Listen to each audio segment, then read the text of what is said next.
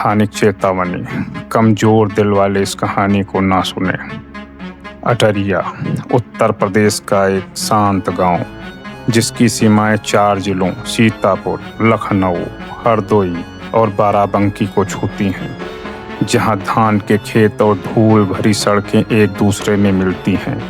वहीं पर पुराना ईंटों से बना पुलिया अपनी खामोशी में कई गहरे राज छिपाए बैठा था। यह पुलिया, जो कभी गांव वालों के लिए एक आम रास्ता हुआ करता था, अब डर और दहशत का पर्याय बन चुका था। उसकी ईंटें वक्त के थपेड़ों से धुंधली पड़ गई थी और दरारें मकड़ी के जालों की तरह फैली हुई थी, मानो किसी भयानक रहस्य को अंदर समेटे हों। सुनने में तो यह भी आता था कि रात में वहां से रोने फुसफुसाने की आवाजें भी आती हैं, लेकिन किसी ने कभी ध्यान नहीं दिया जब तक राकेश की घटना नहीं हुई। राकेश की जिंदगी उसकी पत्नी सरिता के जहरीले शब्दों से छलनी हो चुकी थी। सरिता एक क्रूर और स्वार्थी महिला थी, जिसने राकेश जैसे सीधे साधे आदमी के जीवन को नर्क बना दिया था। उसे हर पल बेइज्जत करना उसकी आदत बन गई थी। वह अंदर ही अंदर घुटता रहता था, कुढ़ता रहता था।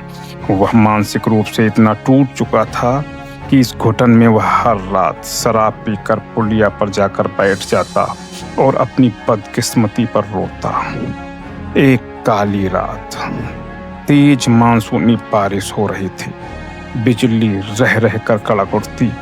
राकेश ने शराब के नशे में अपनी जिंदगी को खत्म करने का फैसला किया और पुलिया से सटे पेड़ पर गमछे से फांसी लगा ली। जब लोगों ने राकेश की लाश देखी तो गांव में हड़कंप मच गया। पुलिस आई, जांच हुई, सभी ने इसे आत्महत्या माना। केस खत्म हो गया, लेकिन कहानी यहाँ खत्म नहीं हुई। राकेश के मरने के कुछ दिनों बाद ही अजीबोगरीब घटनाएं शुरू हो गईं। सबसे पहले गांव के कुछ लोगों ने रात में पुलिया के पास से राकेश की आवाज़ सुनी। वह दर्द में कराह रहा था, कभी अपनी पत्नी का नाम ले रहा था, कभी मदद के लिए चीख रहा था। जो लोग उस रास्ते से गुजरते थे, उन्होंने बताया कि पुलिया के नीचे से ठंडी हवा का एक झोंका आता है, जो कि हड्डियों तक को कंपा देता है। यह शायद राकेश का दर्द था, जो उसकी मौत के बाद भी हवा में तैर रहा था। पूर्णिमा की एक रात सरिता को बाजार से लौटते वक्त देर हो गई। उसे मजबूरी में उसी पुलिया से गुजरना पड़ा। हालांकि उस घटना के बाद वह वहां से गुजरने में गुरेज करती थी, लेकिन आज मजबूरी थी। जैसे ही वह पुलिया के बीच में पहुंची, उसे अपने नाम की धीमी और फुसफुसाती हुई आवाज सुनाई दी। सरिता! उसके रोंगटे खड़े हो गए। इस आवाज से वह बखूबी परिचित थी। उसका दिल जोर जोर से धड़कने लगा।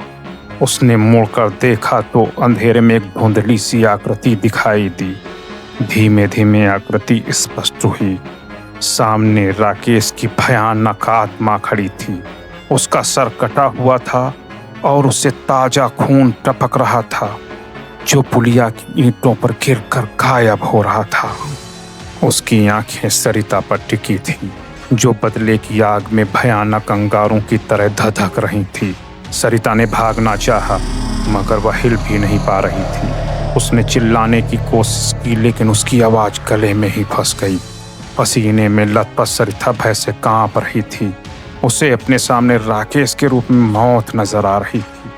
राकेश की आत्मा धीमे धीमे उसकी तरफ बढ़ी। उसने अपने खून से सने पंजों से सरिता का गला पकड़ लिया। सरिता की दोनों आंखें कटोरे की तरह बाहर निकल आईं और मुख से खून का एक तेज फव्वारा छूट निकला। अगली सुबह गांव वालों ने पुलिया के पास सरिता का शव देखा तो उनके रोंगटे खड़े हो गए।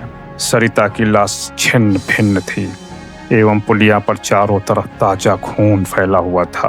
गांव वाले समझ गए कि राकेश की आत्मा ने बदला ले लिया है। उस दिन से पुलिया खौफनाक और भूतिया मानी जाने लगी। आज भी पूर्णिमा की रात पुलिया से राकेश और सरिता की रोने और कराहने की दर्दनाक आवाजें सुनाई पड़ती हैं। क्या आप पुलिया देखना चाहेंगे? अगर हाँ, तो अब की बार पूर्णिमा की रात पुलिया तुम्हारा इंतजार कर रही है।